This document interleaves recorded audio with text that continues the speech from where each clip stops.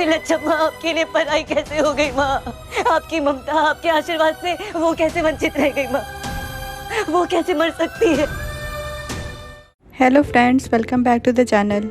आज के तेनाली रामा के एपिसोड में हमने ये देखा कि रामा विजयनगर रक्त पुष्प लेकर आता है, लेकिन वैद्य रामा से बोलते हैं कि आपको रक्त पुष्प लाने में देर हो गई है और लक्षम्मा के प्राण चले गए हैं। वैद्य की बातें सुनकर और लक्षम्मा की हालत देखकर रामा अपने आप को कोसता है।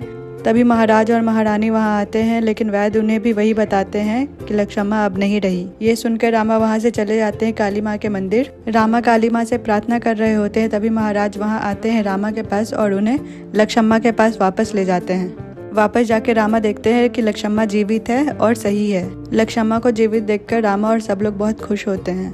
फिर रामा महाराज से गिरगिट राज के बारे में पूछते हैं। महाराज रामा को बताते हैं कि उसका अंत हो चुका है, अब विजयनगर बिल्कुल सुरक्षित है।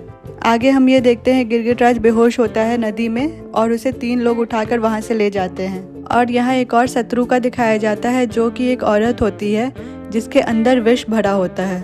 अगले सुबह विजयनगर में दरबार लगता है और फरियादी को बुलाया जाता है। फरियादी में एक वृद्ध आते हैं जो कि अपने कर्म स्तंभ से बंधे होते हैं और वो महाराज को बताते हैं कि ये कर्म स्तंभ से मैं 2 साल से बंधा हूँ और जब भी मुझसे कोई अन्याय होता है ये कर्म स्तंभ और भी ज्यादा भारी हो जाता है। और वो वृद्ध ये बताते हैं कि जो भी इनकी ये समस्या सुलझाएगा उनसे ये कर्म स्तंभ जुड़ जाएगा। उतने में ही गुरु तथाचार्य उठते हैं और वृद्ध की सारी बातें को झूठ बोलते हैं और कर्म स्तंभ का अपमान करते हैं। और इस अपमान के बदले गुरु तथाचार्य को एक जोरदार थप्पड़ मिलता है।